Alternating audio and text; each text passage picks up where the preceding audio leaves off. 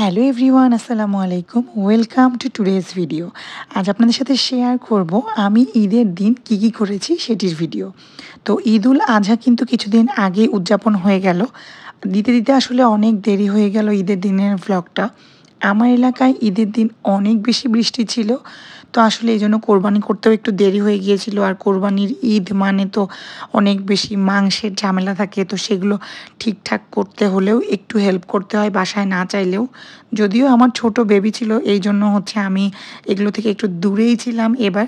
তো ভাবলাম যেহেতু ঈদের দিনে ঠান্ডা ঠান্ডা ওয়েদার আছে, প্লাস বাবুকে নিয়েও কোথাও বের হওয়া হয় না অনেক দিন, তো এই ওয়েদারে আসলে বের না হলে খুবই মিস হয়ে যাবে। তো ঈদের দিন বিকেলবেলা এই ওয়েদারে বাবুকে একটা সুন্দর জামা পরিয়ে আমি আমাদের এলাকাতেই যে একটা পার্ক রয়েছে, শিশু পার্ক বলা চলে, নাম আসলে রাসেল পার্ক, তো সেখানে নিয়ে গিয়েছিলাম আমার বাবুকে। তো এখানে আসলে বাচ্চাদেরই অ্যাক্টিভিটিস বিভিন্ন ধরনের থাকে।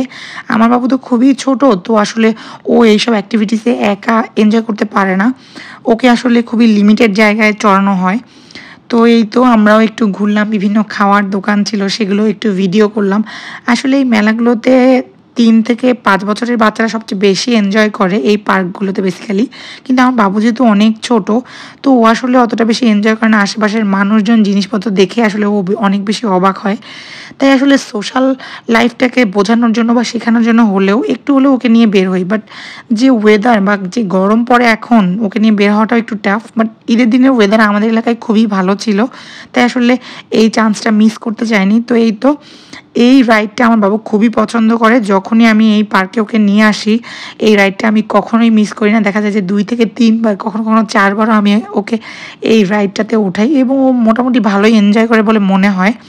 তো এই তো এখানে প্রায় 2 থেকে 3 ঘন্টা আমরা সময় কাটিয়েছি, কারণ এই পার্কটা আমাদের বাসা থেকে বেশ দূরেই। তো তারপর এখানে কিছুক্ষণ সময় কাটিয়ে আবার ওকে বাসায় নিয়ে গিয়েছিলাম, কারণ ও এখন অনেক ছোট, ও বেশিক্ষণ বাইরে থাকাটা পছন্দ করে না। তো এভাবেই আসলে আমার ঈদের দিনটা কেটেছে।